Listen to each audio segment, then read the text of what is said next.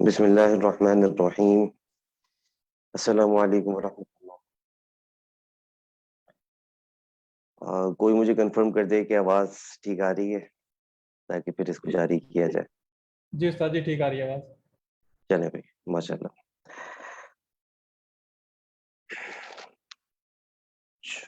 ایک منٹ.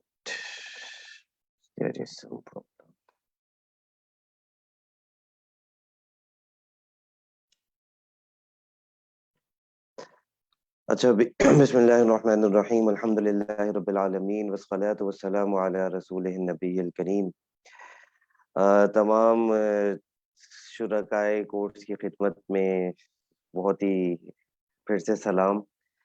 اور میں آپ کو خوش آمدید تو نہیں کہنا چاہیے اس وقت کیونکہ اب تو آخری لیکچر ہے آج اس کورس کا. تو ماشاءاللہ سے کافی طلبہ اس میں سے وہ ہیں جو کہ گزشتہ سال ہمارے رمضان کورس میں بھی موجود تھے، اور پھر اس سال الحمدللہ ایک سیرت کورس بھی کرایا گیا تھا، اس میں بھی آپ میں سے کئی افراد شریک تھے. اور ابھی مرحبا رمضان کورس کرایا جا رہا ہے جس کا یہ آخری لیکچر ہے آج. ابھی پہلے میں اس طرح سے ہم نے سوچا ہے کہ جو گزشتہ 4 کلاسز میں جو چیزیں پڑھائی گئی ہیں اس کا پہلے خلاصہ آپ کے سامنے پیش کیا جائے گا، اور اس کے بعد پھر انشاءاللہ جو آج کا موضوع ہے اس پر بات کی جائے گی.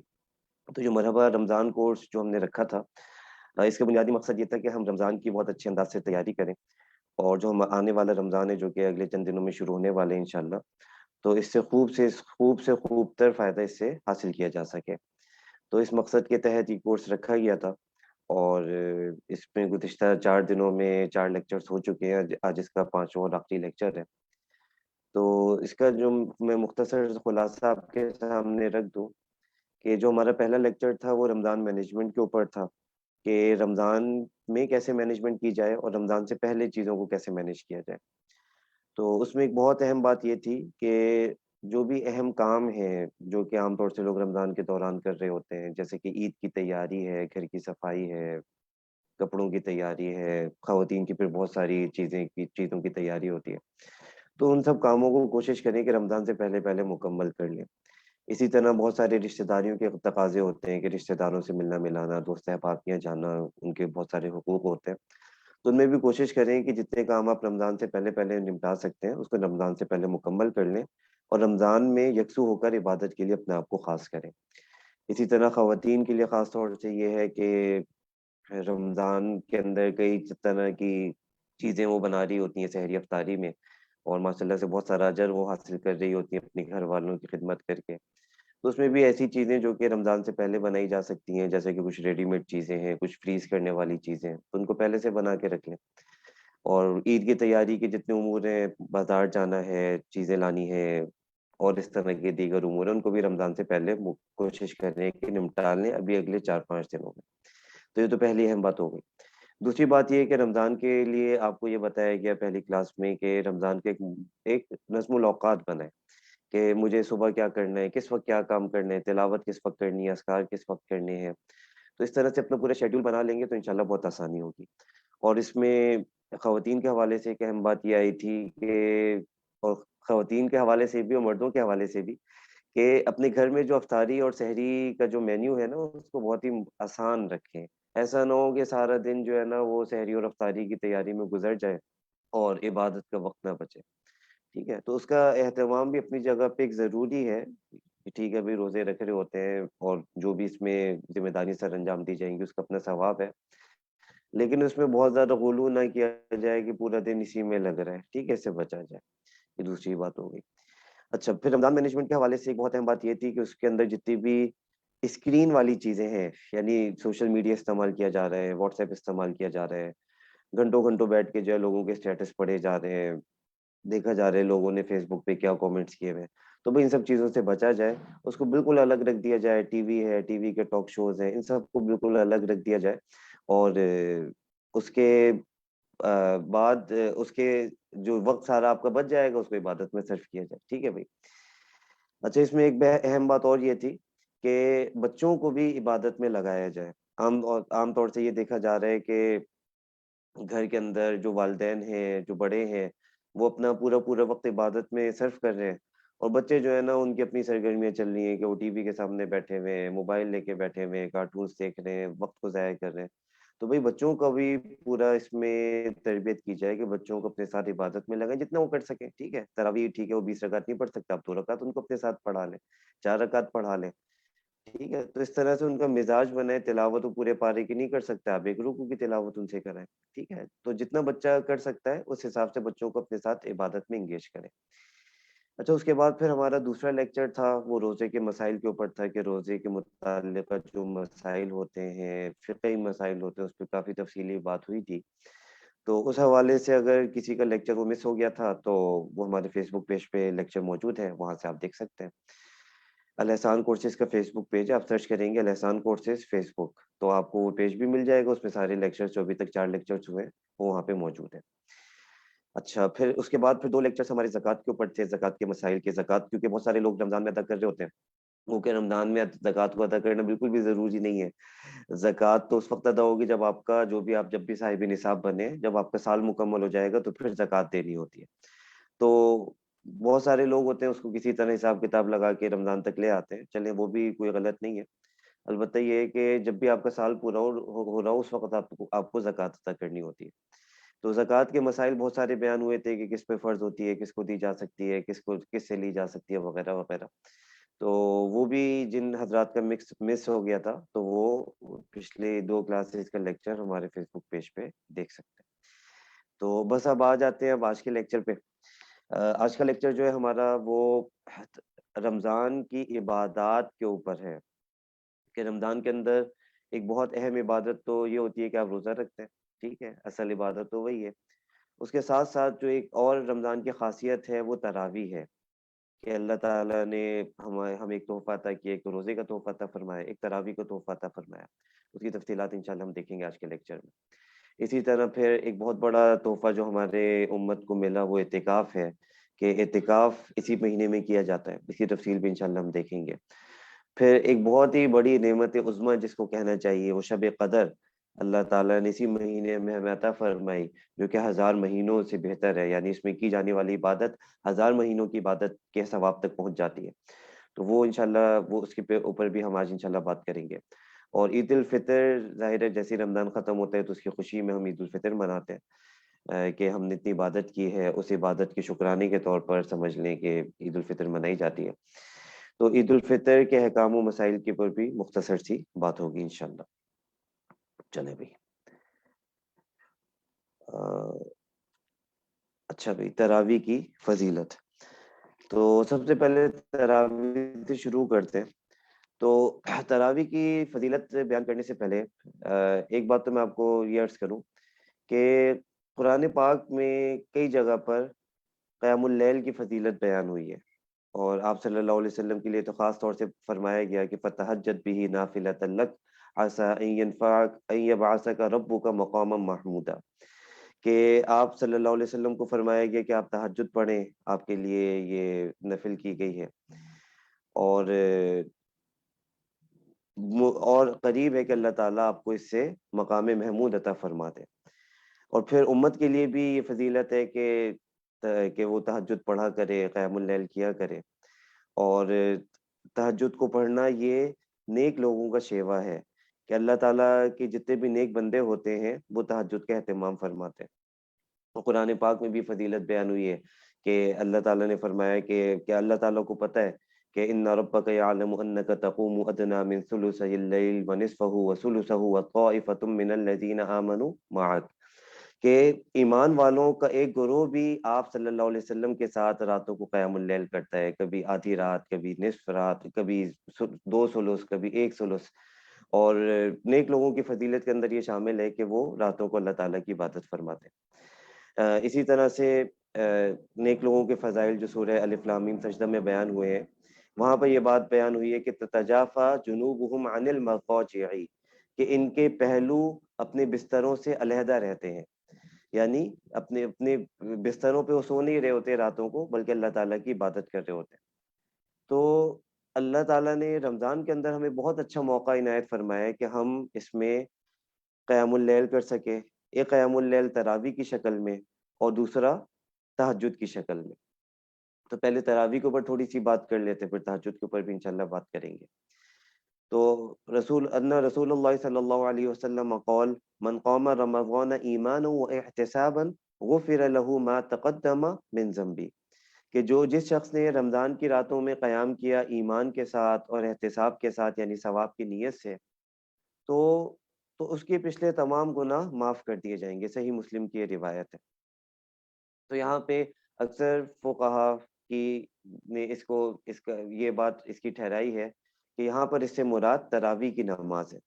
یہ تراویح کی نماز رمضان کے اندر خاص کی گئی ہے، اور حضور پاک صلی اللہ علیہ وسلم نے بھی اس کا اہتمام فرمایا، صحابہ کرام کو بھی تاکید فرمائی. اور تراویح جو ہمارے یہاں جس طرح سے پڑھی جاتی ہے کہ جماعت کے ساتھ ہم مساجد میں پڑھتے ہیں، تو یہ اس طرح سے تراویح پڑھنے سنت موقدہ ہے کہ اس کی تاکید بھی کی گئی ہے اور سنت بھی ہے. تو تراویح کی نماز سنت موقدہ ہے. اور جو ائمہ اربعہ ہے، یعنی امام شافعی، امام احمد بن حنبل، امام مالک، امام ابو حنیفہ رحمہ اللہ، تو ان سب کے نزدیک بالاتفاق 20 رکعت تراویح پڑھنا سنت ہے. اچھا، اب اس کے اندر کچھ چیزیں آپ سمجھ لیجئے کہ تراویح کی نماز پڑھنا یہ سنت ہے، ٹھیک ہے، سنت موقع ہے کہ 20 رکعت تراویح پڑھی جائے. اور اس میں بہتر یہی ہے کہ جماعت کے ساتھ پڑھی جائے. مرد حضرات کے لیے تو یہ بہتر ہے کہ جماعت کے ساتھ پڑھی جائے.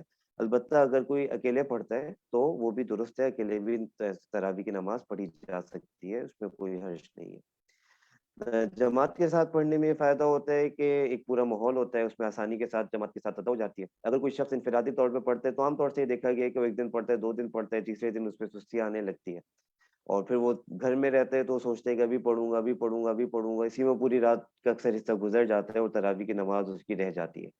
تو اس لیے مرد حضرات تو اس بات کو خصوصیت سے اہتمام فرمائیں کہ جماعت کے ساتھ مسجد میں ہی تراویح پڑھیں. البتہ خواتین کے لیے یہ ہے کہ خواتین کے لیے افضل اور بہتر یہی ہے کہ وہ گھروں میں تراویح پڑھیں. البتہ اگر کہیں ایسی ترتیب ہے کہ وہ جماعت کے ساتھ شامل ہو سکتی ہیں تو اس میں بھی حرج نہیں ہے، شامل ہو سکتی ہیں. اور تراویح کے اندر ایک بہت اہم چیز یہ ہے کہ اس کے اندر قرآن پاک کی تلاوت ہوتی ہے. تو قرآن پاک کی تلاوت الحمدللہ اس میں ہم سن لیتے ہیں، اور عام طور سے اس بات کا اہتمام بھی کیا جاتا ہے کہ پورا قرآن پاک اس میں پڑھایا جائے، جو کہ مستقل ایک سنت ہے کہ قرآن پاک ایک مکمل کیا جائے، رمضان میں سنا جائے. تو وہ سنت بھی یہاں پر الحمدللہ پوری ہو جاتی ہے. تو تمام مرد حضرات اس بات کی کوشش فرمائیں کہ مسجد میں تراویح پڑھیں، اور اس بات کا بھی اہتمام فرمائیں کہ پورا قرآن پاک تراویح کے اندر سنیں. اچھا، یہاں پر ایک بحث شروع ہو جاتی ہے ہمارے معاشروں میں، آپ دیکھتے ہوں گے کہ بعض حضرات یہ ڈیبیٹ شروع کر دیتے ہیں کہ بھئی 20 رکعت تراویح ہے کہ 8 رکعت تراویح ہے. تو یہاں پہ اس بات کو سمجھ لیجئے کہ جو ائمہ اربعہ ہیں، جو کہ بڑے 4 ائمہ ہیں، ان سب کے نزدیک تو 20 رکعت تراویح ہی ہے. البتہ یہ ہے کہ بعض علماء کرام کی یہ رائے ہے کہ 8 رکعت تراویح بھی درست ہے. تو یہاں پہ اس بات کو سمجھیے کہ یہ کوئی ایسی بات نہیں ہے جس کے اوپر لڑائی جھگڑا کیا جائے. ٹھیک ہے، امت کو چاہیے کہ ان چیزوں پہ لڑائی جھگڑا کرنے کے بجائے عمل کے اوپر ہے. ٹھیک ہے بھائی، تو اس میں بہتر یہی ہے کہ 20 رکعت تراویح پڑھی جائے. اگر کوئی اس پہ اصرار کرتا ہے کہ 8 رکعت ہی ہے اور 8 رکعت ہی پڑھنی چاہیے، تو اس کو اس پہ تنقید نہ کی جائے، یعنی اس کے اوپر اس کے پیچھے نہ لگا جائے کہ بھئی آپ 8 رکعت کیوں پڑھ رہے ہو. ٹھیک ہے، اگر کوئی 8 رکعت پڑھتے اس کو 8 رکعت پڑھنے دیں. لیکن جو چاروں ائمہ کے نزدیک ہے وہ یہی ہے کہ 20 رکعت پڑھی جائے. تو ہم اس بات کا اہتمام کریں کہ 20 رکعت پڑھیں، البتہ اس کے متعلق کوئی لڑائی جھگڑا نہ کریں. ٹھیک ہے بھائی، جزاک اللہ. اچھا، تراویح کے کچھ اہم مسائل یہاں پہ سن لیجئے کہ بہتر تو یہی ہے کہ پہلے عشاء کی نماز پڑھی جائے. عشاء کی نماز سے پہلے تو تراویح نہیں پڑھ سکتے. اس کے بعد تراویح پڑھی جائے، اس کے بعد وتر پڑھی جائے. البتہ اگر ایسا ہو جائے کہ کسی نے وتر پہلے پڑھ لیا تو ٹھیک ہے، اگر وتر کسی نے پہلے پڑھ لیا تو اس کے بعد بھی تراویح پڑھ سکتا ہے. لیکن بہتر یہ ہے کہ وتر سے پہلے تراویح پڑھنی، کیونکہ وتر تو آخری نماز ہوتی. اچھا، اگر کسی نے تراویح پڑھ لی، اس کو بعد میں پتا چلا کہ عشاء کی نماز جو اس نے پڑھی تو اس میں کوئی غلطی ہو گئی اور عشاء کی نماز غلط ہو گئی، تو اب اس میں اس طرح سے ہے کہ وہ عشاء کی نماز بھی پڑھے گا اور اس کو پھر تراویح بھی ادا کرنی ہوگی. اچھا، پھر جو تیسرا مسئلہ لکھا ہوا ہے کہ اگر کوئی شخص مسجد میں ایسے وقت پہنچے کہ عشاء کی نماز ہو چکی تھی تو اسے چاہیے کہ پہلے عشاء کی نماز پڑھے. ٹھیک ہے، عشاء کی نماز پڑھے، اس کے بعد تراویح میں شامل ہو. اچھا، پھر تراویح کے یہ کچھ اہم مسائل ہیں جو کہ حفاظ کے لیے ہیں کہ جو حضرات تراویح پڑھا رہے ہوں. تو تراویح جب آپ پڑھا رہے ہو تو اس کے اندر قرآن پاک تو پورا پڑھتے ہیں. البتہ یہ کہ بسم اللہ الرحمن الرحیم اس کو بھی ایک دفعہ کم از کم بآواز بلند پڑھنا چاہیے جو بھی امام صاحب تراویح پڑھا رہے ہوں.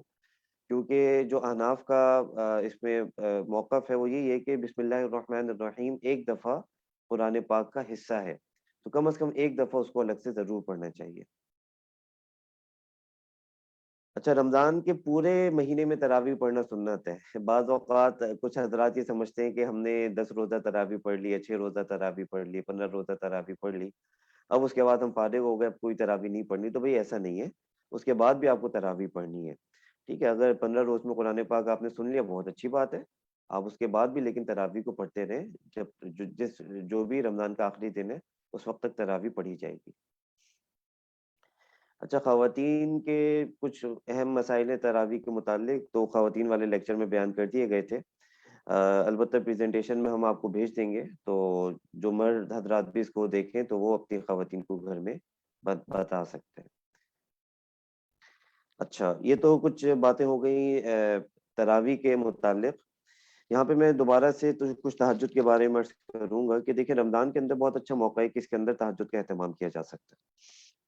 تو اور یہ بھی آپ کو بتائیے کہ نیک لوگوں کا شعار ہے کہ تتجافا جنوبہم عن المضاجع، کہ نیک لوگوں کا شعار ہے کہ ان کے پہلو اپنے بستروں سے علیحدہ ہوتے ہیں، وہ راتوں کو اٹھ کے اللہ تعالیٰ کی بارگاہ میں کھڑے ہوتے ہیں، ذکر و اذکار کرتے ہیں، نماز پڑھتے ہیں، قیام کرتے ہیں. تو سحری کے وقت جب آپ اٹھتے ہیں تو وہ وقت ایسا ہوتا ہے کہ اس وقت تہجد پڑھی جا سکتی ہے. اور تہجد کا جو آخری وقت ہے وہ وہی وقت ہے جب سحری کا وقت ختم ہوتا ہے، اس سے پہلے پہلے تہجد پڑھی جا سکتی ہے. تو بس اگر صرف اتنا اہتمام کر لیا جائے کہ جس بھی وقت آپ کے اٹھنے کا معمول ہے اس سے 10 منٹ پہلے اٹھ جائیں، 15 منٹ پہلے اٹھ جائیں، وضو کر لیں، حشاش بشاش ہو جائیں، ہمت ہو تو 4 رکعت پڑھ لیں، 6 رکعت پڑھ لیں، 8 رکعت پڑھ لیں. اگر اتنا پڑھنا ممکن نہ ہو تو 2 رکعت ہی پڑھ لیں. ٹھیک ہے، اور تہجد میں اس بات کا اہتمام فرمائیں کہ لمبی قرات کریں. ٹھیک ہے، جو بھی آپ کو سب سے لمبی صورت یاد ہے وہ اس میں پڑھنے کا اہتمام فرمائیں. رکوع بھی لمبے کریں، سجدے بھی لمبے کریں، اس کے بعد اللہ تعالیٰ سے دعا بھی کریں. تو دعا کی قبولیت کا بھی وقت ہے، تو اس بات کا اہتمام کریں. رمضان میں انشاءاللہ اس بات کا اہتمام کریں گے، آگے بھی اللہ تعالیٰ کی طرف سے توفیق ملتی رہے گی انشاءاللہ. اچھا، ابھی اب آ جاتے ہیں اعتکاف کے اوپر. تو آپ کو پتہ ہے کہ رمضان کے اندر ایک جو بہت اہم چیز ہے وہ اعتکاف ہے. اور اس میں جو آپ صلی اللہ علیہ وسلم کی جو احادیث مذکور ہیں اس میں اس طرح سے بات آتی ہے کہ آپ صلی اللہ علیہ وسلم نے ابتداً پہلے عشرے کا اعتکاف فرمایا، پھر دوسرے عشرے کا اعتکاف فرمایا، اور پھر لوگوں کو یہ نصیحت فرمائی کہ سب لوگ آخری عشرے کا اعتکاف فرمائیں۔ اور اعتکاف کا جو ایک بنیادی مقصد ہے وہ شب قدر کی تلاش ہے، کہ شب قدر کو تلاش کیا جائے۔ تلاش سے مراد یہ ہے کہ راتوں میں عبادت کی جائے کہ شب قدر کا جو ثواب ہے وہ ہمیں مل جائے۔ تو جب آپ صلی اللہ علیہ وسلم نے پہلے اور دوسرے عشرے کا اعتکاف فرمایا اور پھر اس کے بعد آپ صلی اللہ علیہ وسلم پر یہ بات آپ صلی اللہ علیہ وسلم پہ ظاہر ہو گئی کہ شب قدر آخری عشرے میں ہے، تو پھر آپ صلی اللہ علیہ وسلم نے امت کو یہ تلقین فرمائی کہ آخری عشرے میں اعتکاف کا اہتمام کیا جائے۔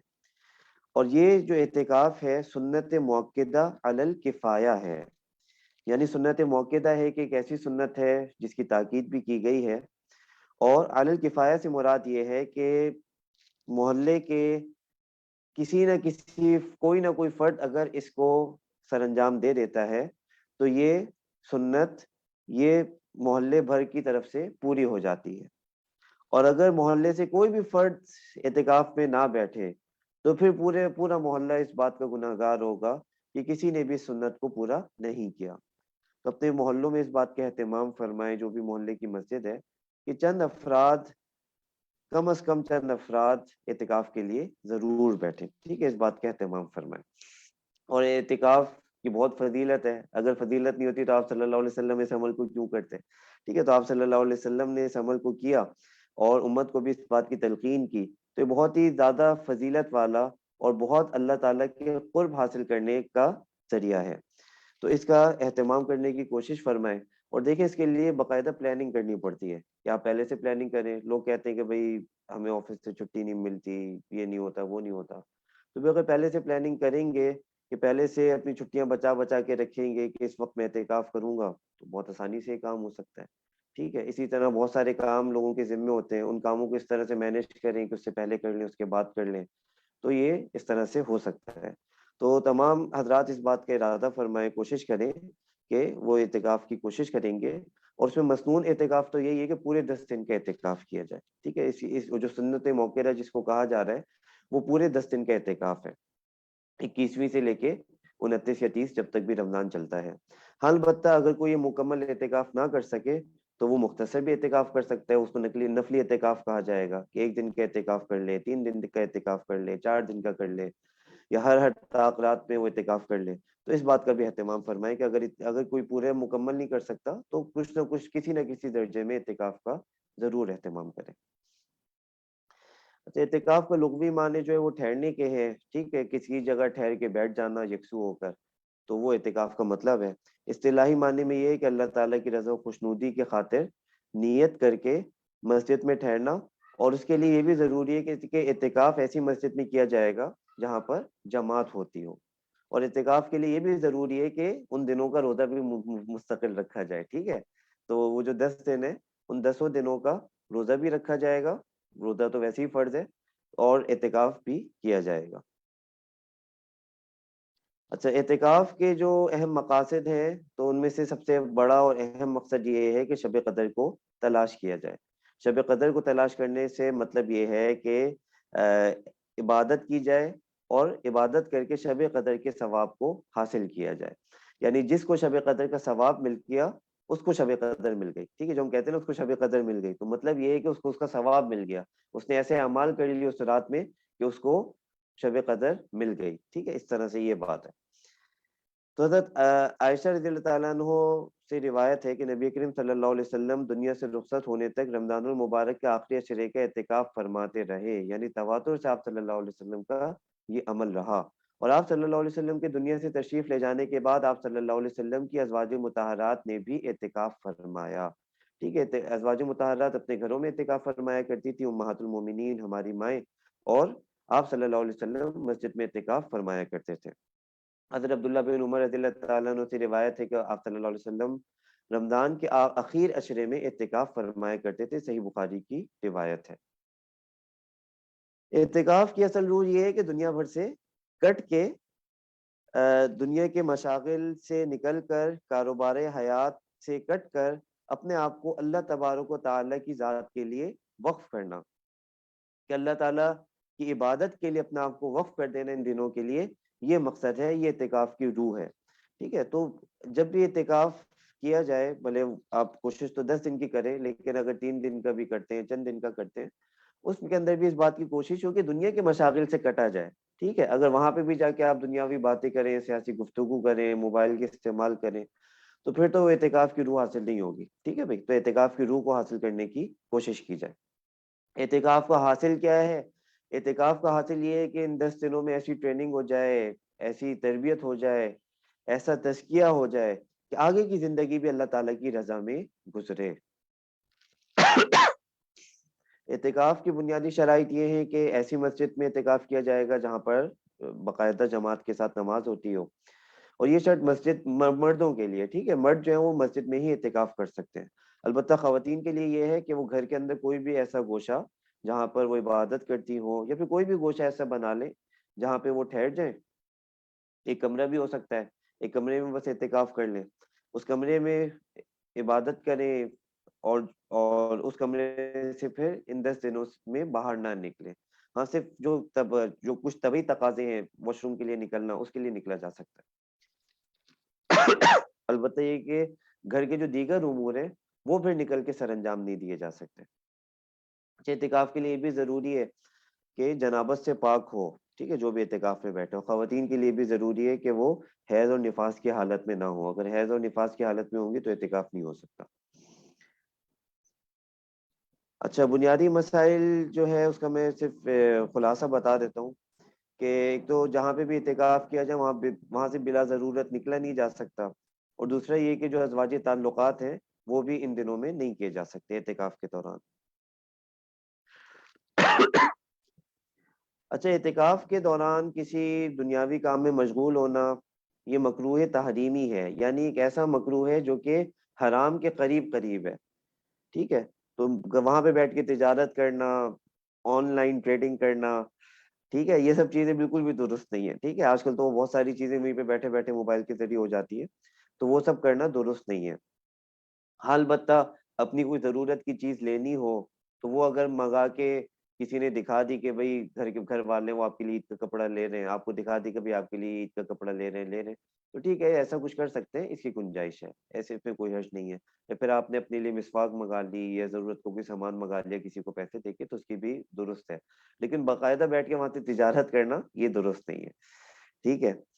اچھا، حالت ہے کہ اعتکاف میں ایسا بھی نہیں ہے کہ بالکل خاموش بیٹھا جائے. ٹھیک ہے. تو وہاں پہ عبادت کی جائے گی، تلاوت کی جائے گی، جو ضروری گفتگو ہے وہ بھی اس کے دوران کر سکتے ہیں. خواتین کے لیے البتہ یہ ہے کہ اگر وہ اعتکاف میں بیٹھ گئی، اسی دوران اگر ان کے ایام آ گئے یا نفاس والا معاملہ ہو گیا، تو ان کو اعتکاف چھوڑنا پڑے گا. البتہ جب بھی وہ اعتکاف چھوڑیں گی تو پھر ان کو ایک دن کی قضا بعد میں کرنی پڑے گی. جب بھی ان کے وہ پاکی کی حالت میں آ جائیں، بھلے سے رمضان گزر چکا ہو، تو ان کو ایک دن پھر اعتکاف کی قدر کرنی پڑے گی کہ 24 گھنٹے کا ان کو اعتکاف کرنا پڑے گا، اس میں روزہ بھی ان کو رکھنا ہوگا. اچھا، خواتین کے مزید مسائل نہیں آپ کو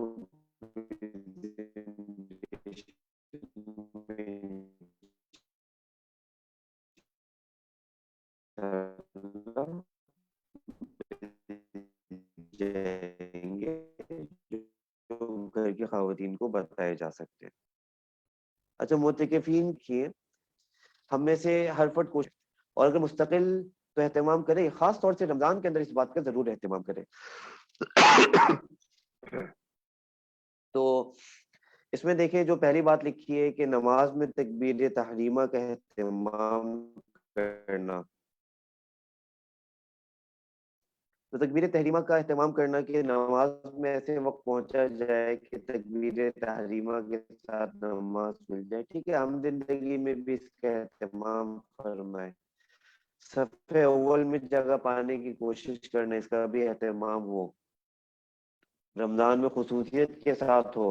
اور جو اعتکاف میں بیٹھا ہو تو وہ تو اسی کام کے لیے بیٹھا ہے، تو اس میں تو کوئی کمپرومائز کرنا ہی نہیں چاہیے. اس کو تو وضو کے بعد تحیت الوضو کا اہتمام کیا جائے کہ تحیت الوضو پڑھ لی جائے.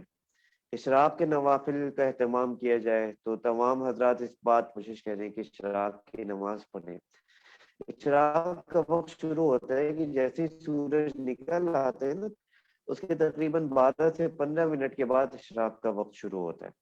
یعنی آج کل کے اعتبار سے ماحول جو یہ وہ چل رہا ہے، اوقات چل رہے ہیں، اس میں تقریباً 7 بجے اشراق کا، تو اشراق کے نوافل کا اہتمام کیا جائے۔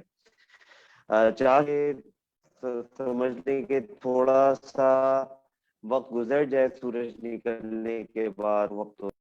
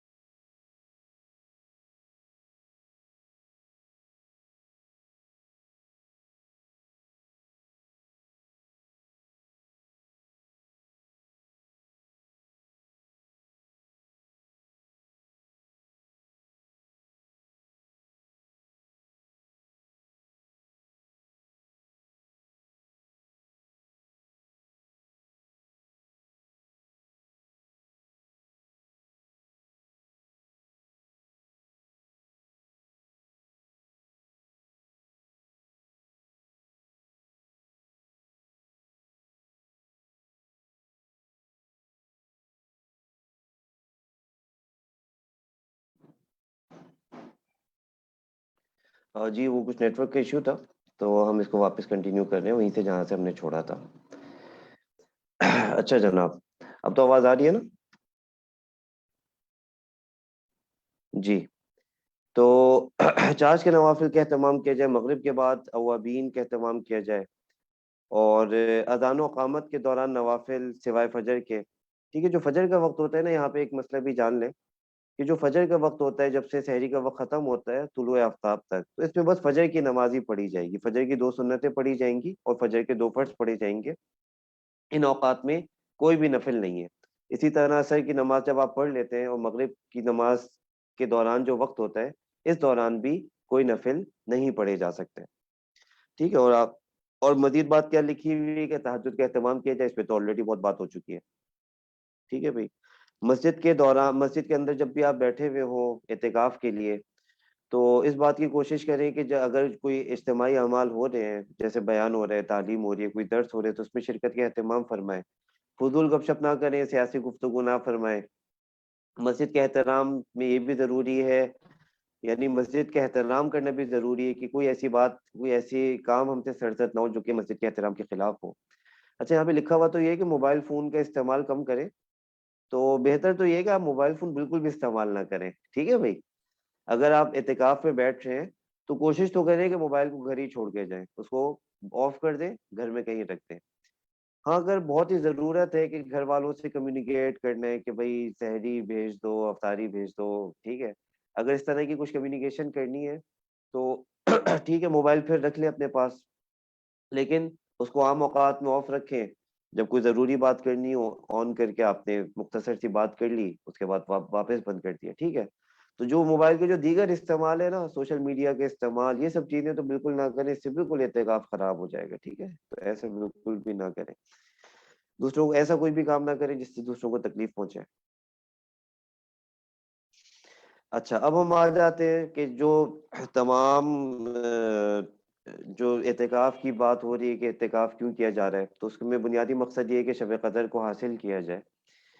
تو شب قدر کی فضیلت جو کہ ہم سنتے آئے ہیں، سورہ قدر اللہ تعالیٰ نے قرآن پاک میں ارشاد فرمایا، اِنَّا أَنزَلْنَاهُ فِي لَيْلَةِ الْقَدْرِ، بے شک ہم نے اس قرآن پاک کو لیلۃ القدر میں نازل فرمایا۔ وَمَا أَدْرَاكَ مَا لَيْلَةُ الْقَدْرِ، اور تم کیا جانو کہ لیلۃ القدر کیا ہے؟ ٹھیک ہے، ابھی تو تمہیں نہیں معلوم نا، تو اللہ تعالیٰ بتا رہے ہیں کہ لیلۃ القدر کیا ہے۔ لیلۃ القدر خیر من الف شہر، لیلۃ القدر تو وہ رات ہے، ایسی رات ہے کہ جو بہتر ہے 1000 مہینوں سے۔ 1000 مہینوں سے بہتر ہے کیا مطلب؟ کہ اس میں کی جانے والی عبادت میں وہی ثواب ملے گا جو کہ 1000 مہینے اگر کوئی عبادت کرتا رہے، اس کو جو ثواب ملے گا وہ اس ایک رات میں عبادت کرنے سے مل جائے گا۔ تو یہ بہت بڑی اللہ تعالیٰ کی طرف سے نعمت ہے جو کہ ہمیں عطا کی گئی ہے۔ تو ہم اس بات کی کوشش کریں کہ ہم اس میں عبادت کا بھرپور اہتمام کریں، اور اس کے اندر بھی فضول گفتگو کرنے سے، ٹائم ضائع کرنے سے بچیں۔ عام طور سے دیکھا گیا ہے کہ شب قدر کے اوپر لوگوں کے اندر جذبہ تو ہوتا ہے، اور لوگ پھر کہتے ہیں کہ ہم شب قدر میں جاگیں گے۔ تو شب قدر میں جاگنے کا مطلب یہ نہیں ہوتا ہے کہ آپ صرف جاگتے رہیں، ٹھیک ہے، یہ تو مقصود نہیں ہے۔ تو لوگ جو ہیں وہ بس یہ کہتے ہیں کہ ہم جاگیں گے، اب وہ جاگ رہے ہیں لیکن کوئی عبادت نہیں کر رہے، مسجد میں بیٹھے ہوئے ہیں، حلقے لگائے ہوئے ہیں، لیکن یہ نہیں کہ عبادت کریں بلکہ اس میں گپ شپ لگ رہی ہے، ادھر ادھر کی باتیں ہو رہی ہیں، کبھی کوئی سیاسی گفتگو کر رہا ہے، کوئی محلے کی سیاسی گفتگو کر رہا ہے۔ تو دیکھیں ان سب چیزوں سے بچا جائے، یہ اپنے اتنی بڑی نعمت کو ضائع کر دینے کے مترادف ہے۔ کچھ لوگ یہ ہوتے ہیں، کچھ لوگ ایسا کرتے ہیں، کہتے ہیں کہ بھئی ہم جو ہے نا اس میں کوئی دینی پروگرام دیکھ لیتے ہیں، دینی پروگرام کے لیے وہ موبائل اٹھا لیتے ہیں، دینی پروگرام دیکھنے کے لیے وہ انٹرنیٹ سے کنیکٹ ہو جاتے ہیں، ٹی وی کھول لیتے ہیں۔ تو یہ بھی بالکل اپنی اس رات کو ضائع کر دینے والی بات ہے۔ میں آپ سب کو یہ تاکید کروں گا کہ اس دن آپ کوئی دینی پروگرام بھی نہ دیکھیں، ٹھیک ہے، ٹی وی پہ، موبائل پہ، انٹرنیٹ پہ، اس رات کو نہ دیکھیں، ٹھیک ہے، اس رات کو نہ دیکھیں، بلکہ جو آپ کی بلا واسطہ عبادت ہے، کہ آپ جو ڈائریکٹ خود عبادت کر رہے ہیں اس کے اوپر فوکس کریں۔ ہاں اگر مسجد میں کوئی بیان ہو رہا ہے وہ سننے کے لیے چلے جائیں، اس میں شرکت فرمائیں، اس کا اپنا فائدہ ہے، ٹھیک ہے۔ تو جو اسکرین والی چیزیں اس سے اپنے آپ کو دور رکھیں، اور فضول گپ شپ میں لگنے کے بجائے شب قدر میں زیادہ سے زیادہ عبادت کی کوشش کریں۔ اور اگر آپ کو لگے کہ بہت نیند کا غلبہ ہو رہا ہے، بہت تھکن ہو گئی ہے، تو پھر سو جائیں، ٹھیک ہے، وقت ضائع کرنے سے بہتر ہے کہ آپ سو جائیں اور فجر کی نماز جماعت کے ساتھ ادا کر لیں، رات عشاء کی نماز جماعت کے ساتھ ادا کر لیں، اور کسی گناہ میں اس دوران نہ لگیں، تو انشاءاللہ شب قدر کا ثواب آپ کو حاصل ہو جائے گا انشاءاللہ۔ اچھا، اب یہ جو 1000 مہینے کی عبادت کا ثواب ہے، اس کی بھی ایک شان نزول ہے۔ حضور پاک صلی اللہ علیہ وسلم نے صحابہ کرام سے بنی اسرائیل کے ایک شخص کا ذکر فرمایا کہ وہ 1000 مہینے تک اللہ کے راستے میں جہاد کرتا رہا۔ تو صحابہ کو اس پر رشک آیا اور کہا کہ ہماری تو اتنی عمریں نہیں ہے، تو ہم تو ایسا نہیں کر سکتے۔ تو تو اللہ تعالیٰ نے اس کی تلافی کے لیے شب قدر اس رات کا نزول فرمایا۔ اچھا، شب قدر کے فضائل میں حضور پاک صلی اللہ علیہ وسلم کے جو ارشادات ہیں، اس میں ایک بات تو وہی گزری کہ جو شخص شب قدر کو ایمان کے ساتھ اور ثواب کے یقین کے ساتھ عبادت میں گزارے گا تو اللہ تعالیٰ اس کے پچھلے گناہ معاف فرما دیں گے۔ صحیح بخاری کی روایت ہے۔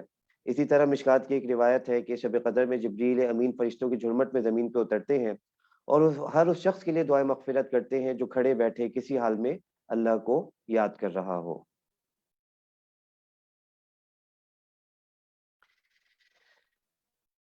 اچھا، اب یہاں پر ایک اور ڈیبیٹ چلتی ہے ہمارے معاشروں میں کہ شب قدر کس رات کو ہے۔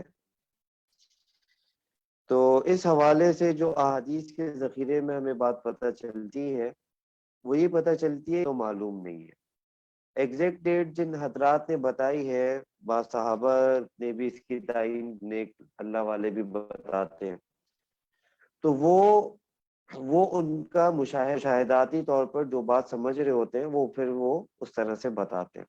البتہ جو چلتی ہے وہ یہی ہے، جو کہ جیسے کہ اس حدیث میں ذکر مذکور ہے، صحیح بخاری کی حدیث ہے کہ حضرت عبادہ بن صامت رضی اللہ تعالیٰ عنہ فرماتے ہیں کہ رسول اللہ صلی اللہ علیہ وسلم ہمیں شب قدر کی خبر دینے کے لیے تشریف لائے کہ دو مسلمان آپس میں کچھ جھگڑا کرنے لگے، تو آپ صلی اللہ علیہ وسلم نے فرمایا کہ کیا تھا، لیکن فلاں اور فلاں نے آپس میں جھگڑا کیا، تو اس کی وجہ سے شب قدر کا اور امید یہی ہے کہ تمہارے حق میں یہی بہتر ہوگا، لہٰذا اب تم ان کی تلاش کرو۔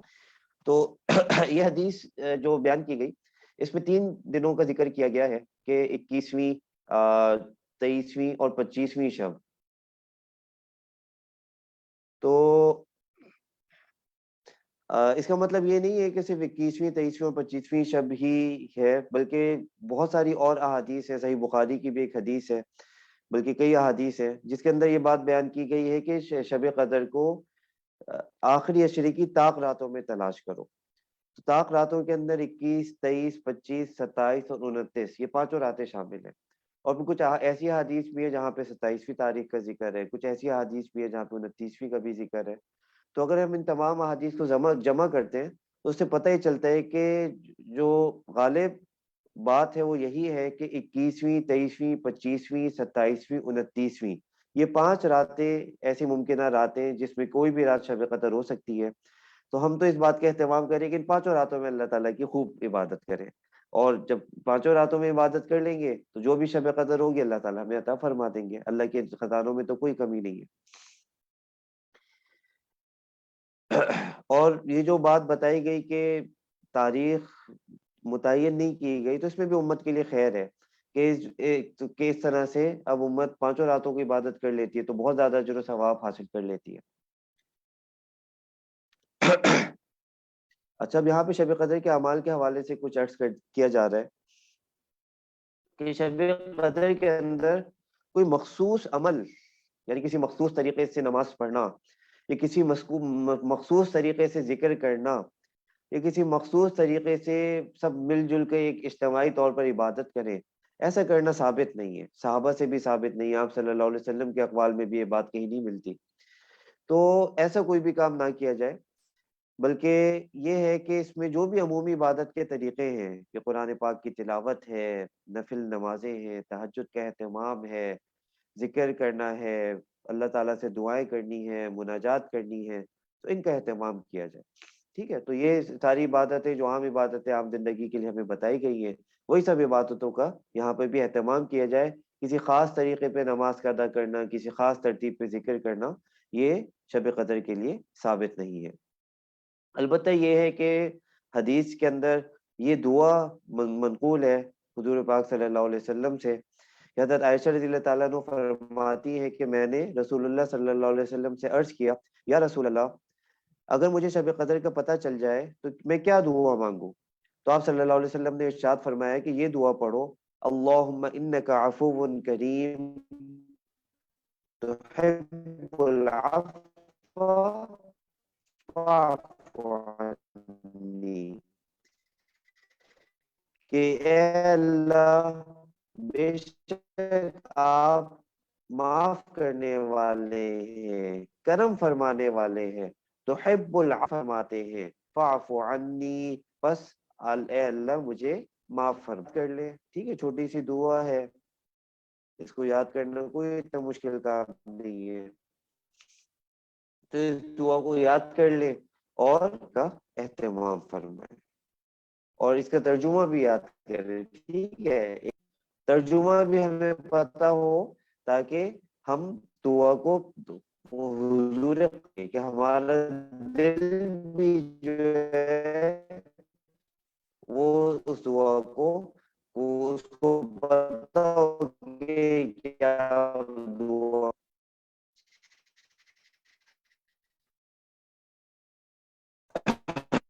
اچھا، یہ تو ساری باتیں ہو گئی. رمضان کے بعد ختم ہو جاتا ہے، رمضان کا مہینہ ختم ہو جاتا ہے، تو رمضان کے اندر بہت جوش و جذبے کے ساتھ عبادات کر رہے ہوتے ہیں. شب قدر میں بھی ماشاء اللہ سے بڑے اہتمام ہوتے ہیں. تو جیسے ہی رمضان ختم، تو دیکھیں ایسا نہیں ہے. ٹھیک ہے، رمضان تو اس بات کی ٹریننگ ہے کہ ہم باقی زندگی کو بھی عبادت کے اوپر لے کے آئیں، باقی زندگی کو بھی طاعت کے اوپر لے کے آئیں، باقی زندگی کو بھی گناہوں سے بچنے پر لے کر آئیں. تو جب رمضان ختم ہو جائے تو ایسا نہیں ہے کہ جو ہے نا بالکل تمام چیزوں کو چھوڑ دیا جائے اور لاو لاب میں لگ جائے. رمضان عید کی جو چاند رات جس کو ہم کہتے ہیں اس میں بازاروں میں نکل جائے. بازار کے اندر تو بہت سارے مفاسد ہوتے ہیں، بہت ساری ایسی چیزیں ہوتی ہیں کہ انسان گناہ میں کا شکار ہو جاتا ہے. تو بھائی ایسا نہیں کرنا چاہیے، بلکہ جو وہ رات بھی ہے جس کو ہم چاند رات کہتے ہیں اس رات کو بھی عبادت کا کچھ نہ کچھ کسی نہ کسی درجے میں اہتمام ضرور کیا جائے. اور اس کو لیلۃ الجائزہ بھی کہا جاتا ہے، اس کے بارے میں بھی احادیث ہیں. اور ایک جو اہم حدیث ہے اس حوالے سے جو کہ ابن ماجہ کی روایت ہے کہ من قام لیلۃ العیدین محتسبا للہ لم یمت قلبہ یوم تموت القلوب، کہ جو عید کی 2 راتوں کو اللہ تعالی سے اجر و ثواب کی امید رکھتے ہوئے عبادت میں قیام کرے گا تو اس کا دل اس دن مردہ نہیں ہوگا جس دن سب کے دل مردہ ہو جائیں گے. یعنی جو یوم محشر ہوگا، جس دن لوگوں کے دل مردہ ہو جائیں گے، اس کی ایک تعبیر یہ بتائی جاتی ہے، تو اس دن وہ حشاش بشاش ہوگا. تو بڑی اچھی بڑی عظیم فضیلت ہے جو کہ یہاں پر اس رات کی بتائی گئی ہے، اس والی چاند رات کی بھی اور عید الاضحیٰ سے پہلے جو رات ہوتی ہے اس کی بھی. تو بھئی ہم اس بات کا اہتمام کریں کہ کسی نہ کسی درجے میں عبادت کا اس رات کو بھی اہتمام کریں. خاص طور سے عشاء کی نماز کو جماعت کے ساتھ ادا کرنا، فجر کی نماز کو جماعت کے ساتھ ادا کرنا، اس بات کا پورا اہتمام کریں. اس رات کو بالکل بھی بازار نہ جائیں. اپنے گھر میں اور بچوں کو، سب تمام افراد کو تلقین کریں کہ یہ رات ایسی نہیں ہے کہ بازاروں میں نکل کے اپنی عبادت کو خراب کریں، بلکہ یہ رات اس بات یہ ہے کہ انسان اس میں بھی اللہ تعالیٰ کی عبادت کرے اور جو اس نے اجر و ثواب کمایا ہے رمضان میں اس کی حفاظت کرے. اچھا، عید الفطر کی کچھ سنتیں یہاں پہ لکھی ہیں. تو اس کا مختصر سی بات یہ ہے کہ عید الفطر کے اندر بھی ہماری کوشش ہو کہ آپ صلی اللہ علیہ وسلم سے ہمیں جو طریقہ پتہ چلتا ہے عید الفطر منانے کا، اسی طریقے پر ہم عید الفطر منائیں. ٹھیک ہے، عید الفطر ایک خوشی کا دن ہے، مسلمانوں کا خوشی کا تہوار ہے. تو اس کا بالکل بھی مطلب یہ نہیں ہے کہ اس دن انسان جو لہو و لعب میں لگ جائے. ٹھیک ہے، بہت سارے لوگ ہوتے ہیں وہ عید الفطر میں سمجھتے ہیں کہ بس اب آج کے دن جو ہے نا سکون سے سونا ہے، کوئی نماز نہیں پڑھنی. تو بھئی ایسا نہ کیا جائے. ٹھیک ہے بھئی، نمازوں کا اہتمام ہو. اسی طرح بعض حضرات جو ہیں وہ رمضان بھر میں اس بات کا اہتمام کرتے ہیں کہ ان کے ٹی وی نہیں چلتا، کوئی بھی لہو و لعب کی چیزیں نہیں چلتی. عید الفطر ہوتے ہی جو ہے نا وہ تمام چیزیں شروع ہو جاتی ہیں. تو بھئی ایسا نہیں کریں، بلکہ عید الفطر کے اندر جو آپ صلی اللہ علیہ وسلم کا جو طریقہ تھا اور جس طرح سے سنتوں پہ آپ صلی اللہ علیہ وسلم نے جس طرح سے کی چیزیں امت کو سکھائیں، اور اسی طریقے سے عید کو منایا جائے کہ شریعت کے مطابق اپنی آرائش بھی کریں گے. ٹھیک ہے بھی، اچھا لباس پہنیں گے، خواتین بھی اچھے لباس پہنیں، مرد بھی اچھا لباس پہنیں، لیکن اس کے اندر لباس کے اندر اس بات کا خیال ہو کہ اس کے اندر شریعت کے احکامات نہ ٹوٹیں. ٹھیک ہے بھائی، خواتین بھی اس بات کا اہتمام کریں کہ اپنی آرائش کریں، لیکن اس میں ایسا نہ ہو کہ جو ہے وہ نامحرموں کے سامنے اسی آرائش کے ساتھ چلی جائیں، یا پھر پردے کے اہتمام نہ کریں، اسی آرائش کے ساتھ گلیوں میں بازاروں میں نکل جائیں. تو بھئی ایسا کرنا جو ہے یہ اپنی عبادات کو خراب کرنے والی بات ہے، اس سے بچا جائے. ٹھیک ہے بھائی، عید الفطر کی صبح کو غسل کیا جائے، مسواک کی جائے، اچھے کپڑے پہنے جائے، خوشبو لگائی جائے، صبح سویرے اٹھا جائے، عیدگاہ میں جلدی پہنچا جائے.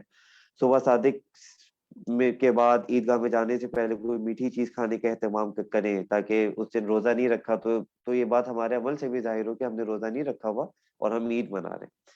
ٹھیک ہے بھائی، عید الفطر سے پہلے صدقہ فطر ادا کر دیں. تو اس بات کا اہتمام کریں کہ صدقہ فطر رمضان کے اندر اندر ہی عطا کر دیں، عید کا انتظار نہیں کیا کریں. ٹھیک ہے، عید الفطر صدقۃ الفطر کے ایک اہم مقصد تو یہ ہے کہ غریبوں کی مدد ہو جائے، کہ وہ بھی عید کی خوشیوں میں آپ کے ساتھ شامل ہو سکیں. اب عید کے دن ہی آپ ان کو پیسے دیں گے تو کہاں سے وہ کوئی چیز خریدیں گے؟ تو اس بات کا اہتمام کریں کہ جو صدقۃ الفطر دینا ہے اس کو رمضان کے اندر ہی اندر کسی غریب کو دے دیں تاکہ وہ عید کی خوشیوں میں آپ کے ساتھ شامل ہو سکے. ٹھیک ہے بھائی، اور جو باقی اس کے اعمال ہے کہ عیدگاہ میں جب جائیں تو ایک راستے سے جائیں، دوسرے راستے سے واپس آئیں. اور عید الفطر کے دن جب عیدگاہ کی طرف جائیں تو یہ تکبیر پڑھتے ہوئے جائیں کہ اللہ اکبر اللہ اکبر لا الہ الا اللہ اللہ اکبر وللہ الحمد. ٹھیک ہے بھائی، اور بہتر یہ کہ سواری سے نہ جائیں بلکہ پیدل جائیں. تو بس یہاں پر الحمدللہ یہ درس مکمل ہو گیا. یہ ہمارا آج اس مرحبا رمضان کورس کا آخری درس تھا. اللہ تعالیٰ ہم سب کو عمل کی توفیق عطا فرمائے. یہاں پہ میں ایک دو باتیں اور عرض کر دوں کہ انشاءاللہ جیسے ہماری ترتیب ہوتی ہے کہ ہر رمضان میں دورہ قرآن کرایا جاتا ہے، تو انشاءاللہ اس رمضان میں بھی دورہ قرآن کی ترتیب ہوگی. دورہ قرآن کے اندر ہم قرآن پاک کے کچھ منتخب حصے کو ترجمے کے ساتھ اور مختصر تفسیر کے ساتھ پڑھاتے ہیں. تو انشاءاللہ اس رمضان میں بھی یہ ترتیب ہوگی. اور عصر کے بعد असर के बाद से लेके मगरिब से थोड़ा पहले तक इंशाल्लाह ये तरतीब रखी जाएगी कि रोजाना जो है वो कुरान पाक की तफसीर का कुछ हिस्सा पढ़ाया जाएगा। तो उसका भी इंशाल्लाह भी लिंक वगैरह जो उसका फॉर्म होगा वो इंशाल्लाह सोशल मीडिया पे पब्लिश हो जाएगा। तो आप में से जो भी हजरात हुए जिसमें आप हजरात शामिल हैं, तो इस बात की कोशिश करें कि इस ग्रुप में आप लोग शामिल हैं, क्योंकि इसमें हम अपनी अपडेट्स भेजते रहते हैं। जो नए कोर्सेज होते हैं तो वो भी इसके अंदर हम बताते रहते हैं। कोई मौके महल के हिसाब से कोई दीनी बात होती है वो भी इसमें बताई जाती है। तो इस ग्रुप में अगर आप रहें तो कोई हर्ज नहीं है। और इंशाल्लाह आपको चीजें उस हवाले से मिलती रहेंगी। हमारे कोर्सेज की अपडेट्स भी इंशाल्लाह मिलती रहेंगी। बस ये दर्स यहाँ पे मुकम्मल हो गया। अगर कोई साथी सवाल करना चाह रहे हो तो सवाल करें, और हैंड रेज करके भी कर सकते हैं।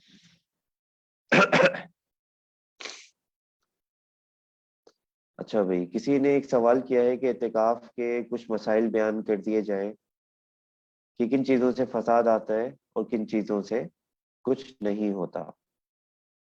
तो एतिकाफ जो बुनियादी तौर पर अगर टूटता है ना, तो वो दो चीज़ों से टूटता है। एक तो ये है कि जो भी आपके एतिकाफ की जगह है वहां से आप बगैर किसी वजह के निकल जाएं। तो अगर बगैर किसी वजह के निकल गए तो फिर वो एतिकाफ टूट जाएगा।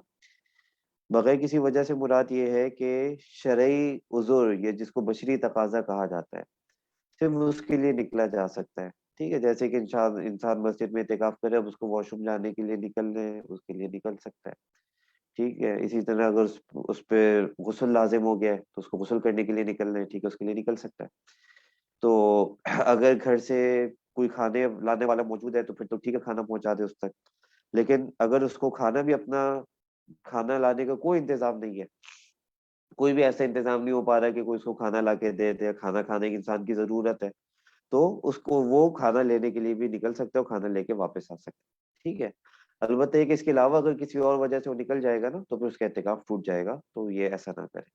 इसी तरह जो अज़वाजी ताल्लुकात है उनसे भी एहतिकाफ टूट जाता है। तो मस्जिद में इंसान रहता है तो फिर तो उसकी कोई ऐसी बात नहीं होती। तो मस्जिद में जब होगा तो ठीक है, बस वो एहतिकाफ उसका रहेगा, इंशाल्लाह नहीं टूटेगा। अच्छा, फिर किसी ने सवाल किया है कि मुफ्ती साहब, ये जरूरी है कि 20 रकात ही पूरी करना? देखिए, मैंने आपको बताया कि जो सुन्नत मौके थे ना वो तो 20 रकात ही है। ठीक है, तो 20 रकात ही कोशिश करें पूरी करें।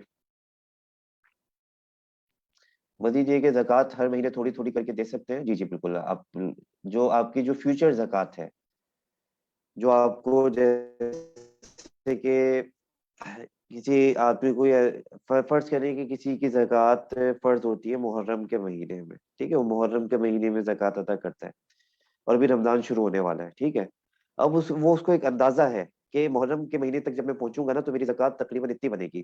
फर्ज करें कि उसने उसने अंदाजा लगाया कि मेरी 10,000 रुपये ज़कात बनेगी जब तक मैं मुहर्रम में पहुंचूंगा, और वो ही चाह रहे हैं कि रमजान के अंदर ये ज़कात अदा कर दे, ताकि उसको सवाब, रमजान के अंदर सवाब हर चीज का बढ़ जाता है, तो वो ऐसा कर सकता है। ठीक है, तो वो 10,000 में से चाहे तो पूरे 10,000 रुपये रमजान में जक़ात अदा कर दे, अपनी फ्यूचर जक़ात, या 5,000 अदा कर दे, 4,000 जक़ात अदा कर दे, जो भी करे वो कहीं पे नोट कर ले याददाश्त के लिए।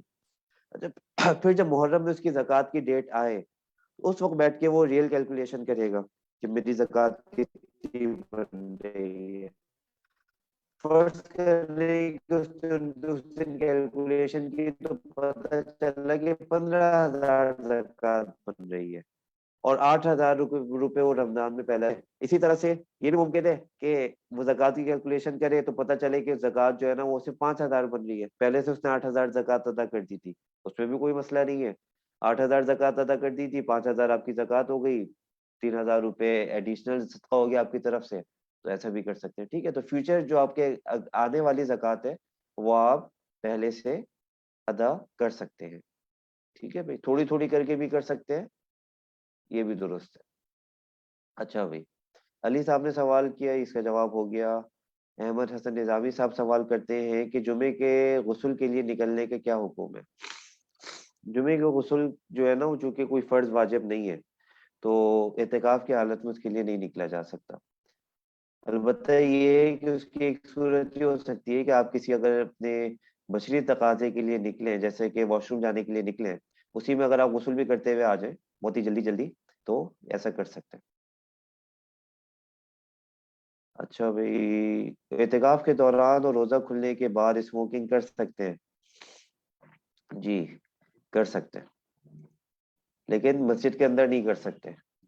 تو اس کا بھی طریقہ یہ ہے کہ جب آپ واش روم کے لیے جائیں تو وہیں پہ کر سکتے ہیں، مسجد کے اندر اسموکنگ نہیں کر سکتے۔ البتہ اس بات کی کوشش کریں کہ دیکھیں جو ہمارے یہ جو رمضان ہے نا، ہماری بہت زبردست ٹریننگ ہے، تو اسموکنگ کرنا تو کوئی اچھی بات نہیں ہے نا۔ تو اگر اسموکنگ اگر آپ چھوڑ دیں، رمضان اتنا اچھا موقع آپ کو پرووائڈ کر رہے ہیں، چھوڑ سکتے ہیں، چھوڑ دیں، ٹھیک ہے، تو یہ سب سے اچھی بات ہے۔ جواب اچھا، پھر کیا کہہ رہے ہیں، مسجد زیر تعمیر ہے، اعتکاف میں کیا حکم ہوگا؟ بھئی اگر متبادل جگہ نماز چل رہی ہے تو اب اعتکاف وہ کہاں پہ کریں گے؟ یعنی اعتکاف جن دنوں میں آپ جہاں پہ بھی کریں گے نا، تو وہاں پہ نماز ہونا ضروری ہے۔ تو اگر متبادل جگہ پر نمازیں چل رہی ہیں، وہیں پہ اعتکاف کیا جا رہا ہے، تو وہیں پہ کر سکتے ہیں۔ البتہ اگر یہ زیر تعمیر ان دنوں تک اتنی تعمیر ہو جاتی ہے کہ اسی مسجد میں جماعت ہو سکے، تو اسی مسجد میں پھر جماعت کریں، اور اعتکاف بھی پھر وہیں پہ کریں۔ جامعہ میں داخلے کا کیا طریقہ کار ہے؟ جامعہ میں داخلے کا طریقہ کار یہ ہے کہ جامعہ میں تو بہت طرح کے کورسز ہوتے ہیں نا، تو اس کے لیے بہتر یہ ہے کہ آپ جو ہمارا وہ ہے JTR میڈیا ہاؤس کا پیج ہے، اس کو آپ لائک کر لیں، اور اس میں آپ کو پھر جامعہ کے جو مختلف پروگرامز کے داخلے ہیں اس کے اپڈیٹس وہاں پہ ملتی رہیں گی۔ ہر پروگرام کی الگ تفصیل ہوتی ہے، تو اس کے مطابق آپ وہاں پہ دیکھ لیں۔ جوان آدمی کی سی صف میں نماز پڑھے؟ جوان آدمی کون سی صف میں نماز پڑھے؟ بھی جوان آدمی جو پہلی صف میں نماز پڑھے۔ اگر غلطی کوشش پہلی صف کی کرے، اب پہلی صف پہلے سے بھری ہوئی ہے تو ایسا تھوڑی کر سکتے کہ کسی کو پیچھے کرتے وہاں پہ اس کی جگہ کھڑے ہو جائے۔ بس جب آپ پہنچے اس وقت جس صف میں جگہ مل جائے، جو سب سے کلوزسٹ امام سے صف میں جگہ مل جائے، اس کی کوشش فرمائے۔ البتہ یہ ہے کہ کسی کو تکلیف نہ ہو، ایسا نہ ہو کہ اگلی صف میں جانے کے لیے جو ہے نا وہ کسی کو رونتے ہوئے جا رہے ہیں، دھکا دیتے ہوئے جا رہے ہیں، کسی کو ہٹاتے ہوئے جا رہے ہیں، جگہ نہیں ہے، تو اس طرح سے نہ کریں۔ بہت سہولت سے آپ کو جس آگے کی صف میں جگہ مل سکتی ہے اس کی کوشش کریں۔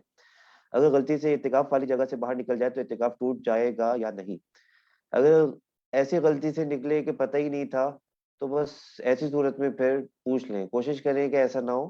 اس صورت میں پھر جو امام صاحب ہوں وہاں پہ پوچھ لیں۔ ویسے اس بات کا جواب میں انشاءاللہ آپ کو واٹس ایپ پہ بھی دے دوں گا۔ اچھا بھائی، اور کیا سوال ہے کہ اگر اعتکاف میں غسل کی ضرورت پیش آ جائے تو فوراً جا کے غسل کرے؟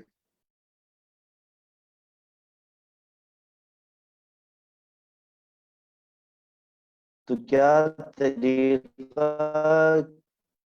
طریقہ کار ہوگا اعتکاف کی جگہ سے اٹھ کر جانے کا؟ بھی اعتکاف کی جگہ سے اٹھ کے مسجد ہے، تو مسجد سے پھر باہر نکل جائیں، اور مساجد میں عام طور سے اس بات کا اہتمام کیا جاتا ہے کہ متکفین کے لیے پراپر سسٹم ہو کہ غسل وغیرہ وہ کر سکیں۔ تو بس جو اپنے ضروری کپڑے ہیں جو چینج کرنے کے لیے، وہ جلدی سے اٹھائیں اور لے کے نکل جائیں، ٹھیک ہے۔ اگر اس وقت کپڑے موجود نہیں ہیں تو مسجد سے باہر نکل جائیں، اور پھر کسی سے اپنے کپڑے منگا لیں، پھر نہانے کے لیے چلے جائیں۔ میرا نام عالمگیر ہے۔ اعتکاف میں بہت آدمی بیٹھے ہیں، ان میں امیر مقرر کرنا ضروری ہے؟ نہیں، اعتکاف میں جو لوگ بیٹھے ہیں ان میں امیر مقرر کرنا ضروری نہیں ہے، کیونکہ وہ ایک جماعت کی حیثیت سے وہاں پہ نہیں بیٹھے ہوئے، ہر فرد اپنا اپنا اعتکاف کر رہا ہے۔ کلی اناگ میں پانی کیسے ڈالیں روزے میں اور غسل میں؟ تو جب آپ روزے کی حالت میں ہوں گے نا، تو کلی بس اس منہ ہی منہ کے اندر کریں گے، غرارہ نہیں کر سکتے، ٹھیک ہے۔ اسی طرح آگے کے پان پر تمام کرے کہ غرارہ نہیں، زیادہ بھی۔ اور یہ کوئی سوال ہو وہ آپ پھر ہمارے واٹس ایپ گروپ پہ جواب دے دیے۔ اللہ تعالیٰ کی توفیق اور اگر اللہ معاف فرمائے، تب کا خاتمہ ہے۔ دعوانا الحمدللہ رب